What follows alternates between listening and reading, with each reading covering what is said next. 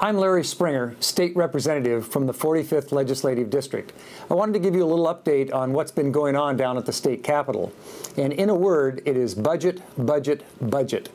We are in the final throes of writing the House version of our next operating budget, which has been made more difficult by the revenue forecast we received just a few days ago.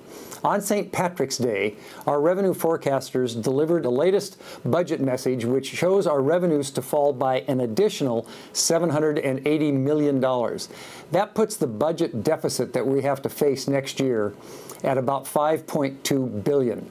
So there are going to be some very difficult choices. There is some good news out there. It's a little ironic that the economists are telling us that the recession is over. I hear from constituents every day who wish it were over for them. But nevertheless, there is some good news on the horizon. Boeing just landed a tanker deal. It's going to mean thousands of good-paying jobs.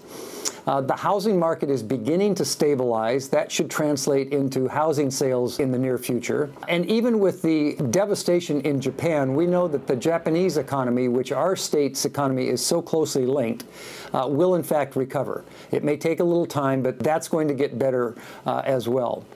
In the meantime, we have to figure out a way to balance the next two-year budget. And again, as I mentioned, that's a $5.2 billion deficit. These are arguably some of the hardest budget decisions legislators have ever had to make here in Washington. We will make them. It will get better. We will have a balanced budget. Our Constitution requires it. So I encourage all of you to stay tuned, pay attention to what's going on down here. Let me know suggestions or concerns that you have.